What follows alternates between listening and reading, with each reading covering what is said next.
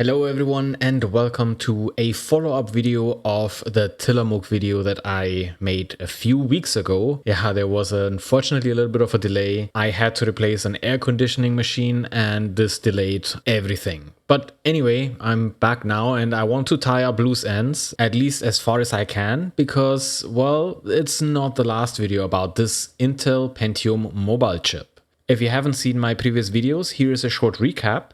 We fixed a ASUS P5A-B. This motherboard is known to work with Tillamook processors. At least Peter over at CPU Galaxy was able to run a Tillamook on his board, so that is why I wanted to get this board to work.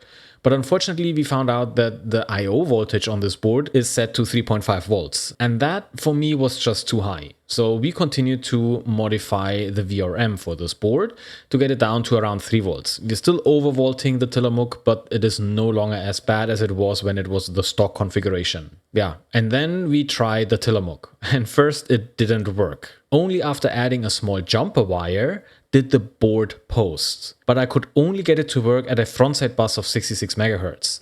When I tried the board at 100 MHz frontside bus, it just got stuck at C0. And that is why we only could briefly look at benchmark results at 233 MHz. But the interesting part is that after I played around with this chip and this board a little bit, it turns out that I can get this board to work at 100 MHz when I just press reset after the CPU seems to get stuck at this postcode.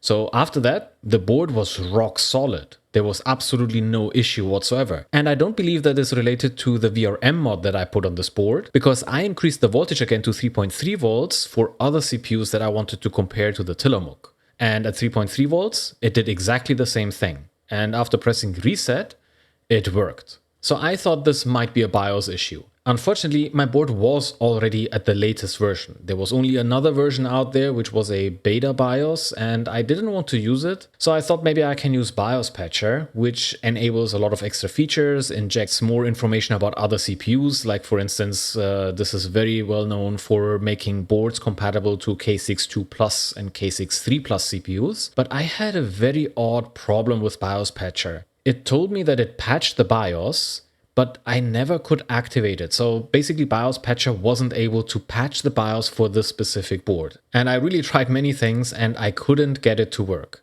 My goal was to get the Tillamook recognized by the BIOS. So that is why we have a Pentium MMX 350 today. And why can't we go higher? Well, first of all, the Tillamook is now already overclocked by 50 MHz, but it should have higher multipliers. This chip should have a maximum multiplier of 4.5. 4.5 multiplied by 66 is exactly 300. So technically, if the chip is good and the motherboard supports it, we should be able to run this chip at 450 MHz. Unfortunately, Intel moved the multiplier pin on this chip, and I cannot unlock the multipliers 4 and 4.5 on the jumper blocks that are already supported by this board for instance, K6-2 chips, because this specific pin moved somewhere else. But there is a mod for it. I just didn't do it yet, because there's always a chance that something goes wrong, and then, well, then we wouldn't even have benchmarks at 350 MHz. And that's why I decided to make this video today. So our test system, as I already said, is the ASUS P5A-B with the Tillamook clocked at 350 MHz. We are also using two Voodoo 2s in SLI. These are two Voodoo cards that were sent to me for fixing. Unfortunately, all that they needed was to reflow the pins. And I think I did enough videos about this. So yeah, they did not get their own video, unfortunately. But before I send them back, I used them for today's benchmark video. And there is really not much else to discuss. Let's just quickly go through the chips that we are testing today. First up is a Pentium MMX 233 overclocked to 250 MHz. So we are running all chips today at a bus frequency of 100 except for a Celeron. But the Pentium MMX 233 is overclocked to 250 MHz. Next up is the already aforementioned Celeron 300. This chip has a multiplier of 4.5 and this is locked. So that is why I could not modify the frontside bus and have this chip run at 300 MHz with a multiplier of 3. This is the Celeron that has 128 kilobytes of level 2 cache integrated in the silicon. And then of course we have our Tillamook, overclocked to 350 MHz, a multiplier of 3.5, which is the maximum I can set right now on the board, and a frontside bus of 100 MHz. I also tested two AMD chips. One is the AMD K6-2 350. This is actually running exactly at the specified frequency. And we have an AMD K6-III. This is the 400 MHz version, but I downclocked it to 350 to basically have the same clock rate as our Tillamook. And really the last one in this category is the Pentium II 350. I also tested some benchmarks with a Pentium III 1100, which may give you a perspective if our Voodoo 2 cards are a bottleneck, or just to see how much extra performance we could get out of this system. Okay, then let's start with Unreal. I didn't test this game with the Pentium III, but all the other chips are here. So what we can see here is that the Celeron and the Pentium II are the two best chips. They are also running on a different platform. So this is running on an ASUS P5A-B 440BX chipset.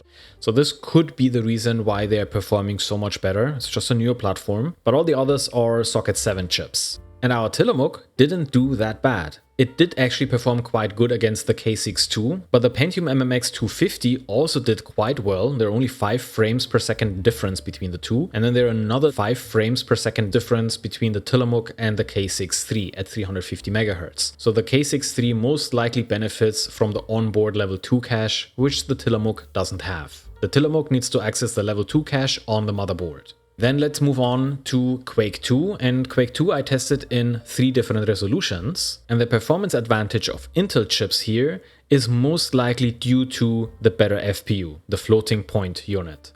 You can see that the Tillamook is actually beating the K6-III and the K6-2, so no AMD chip could beat the Tillamook at the same frequency. However, the Celeron did beat the Tillamook by more than 5 frames. Nevertheless, I think the Tillamook did perform quite well. The Pentium II is without competition. Let's go to 800 by 600.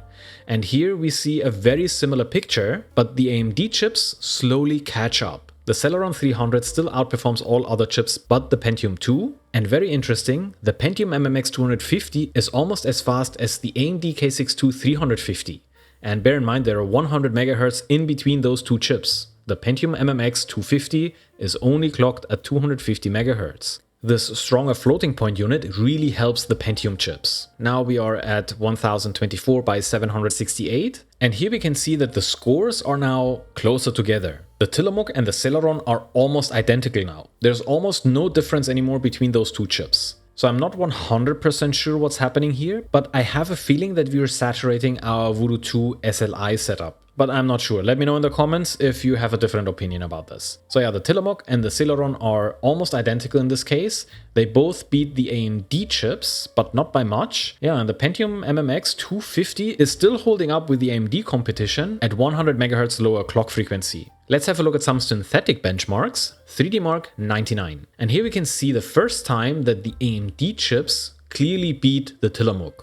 And this is most likely because 3D Mark 99 has 3D Now optimizations and can utilize additional instructions that the AMD chips have. So yeah, the Tillamook unfortunately here is the second last, only beating the Pentium MMX 250. And then again, there is the 100 MHz frequency difference. So this does make sense. Then let's have a look at Doom.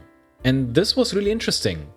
The Tillamook, the AMD K6-2, the K6-III, and the Pentium II almost scored identical. Maybe there's like 5 to 7 frames in between them, but they all scored around 100 frames per second. Now, what was interesting is that the Celeron 300 was the worst performer in this benchmark. And the only reason why I could think of this is that the frontside bus is set to 66 MHz instead of 100. This is the only explanation I have for this benchmark, why the Celeron 300 is so much slower. The Pentium MMX 250 actually beats the Celeron. So if you're playing Doom, make sure that you're running your motherboard at 100 MHz frontside bus if you can. And then the other surprise is that the Pentium III 1100 didn't really perform much better than the other chips that we have seen here. So 115 frames per second versus 100 on the Tillamook. And there is a 3 times clock frequency difference. Well, I'm pretty sure you will not even notice the 15 frames per second that are extra on the Pentium III. Then let's move on to the Quake benchmark. So the Tillamook is beating again both AMD chips, and not bad, like 20 frames per second. This floating point unit does a really good job here. The Celeron 300 on the other hand is performing much better than any of the other socket 7 chips. And this is very different from the Doom benchmarks that we have seen. And to no surprise, the Pentium II 350 is beating the Celeron 300. The Pentium II has a 50 MHz higher frequency, but also we have the 100 MHz frontside bus instead of the 66 MHz for the Celeron.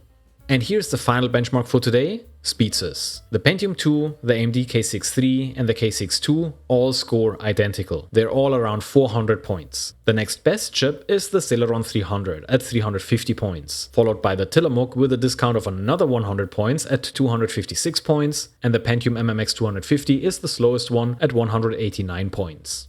So these are all the benchmarks I have completed so far, and what really surprised me is the slowest chip in this lineup. The Pentium MMX. The Pentium MMX 233 overclocked to 250 MHz did really well. So if you want to have a good chip for socket 7, maybe a Pentium MMX 233, which is way easier to obtain than a Tillamook for socket 7, is a fine choice. It is beating or on par with AMD chips that are clocked 100 MHz higher, and I think the few megahertz overclock is really not a big deal for this chip. You just have to run it at 100 MHz frontside bus and a multiplier of 2.5. Of course, you'd also have the option to get higher clock chips from AMD, but if you don't have one, the Pentium MMX 233 may not be such a bad chip. And this is all I have for you today. I want to thank all my Patreons and the people who are supporting this channel here on YouTube. If you want to support Bits and Bolts, head over to Patreon or join here directly on YouTube. Thank you so much for your time, thanks for watching, and I will see you in the next video. Take care and bye-bye.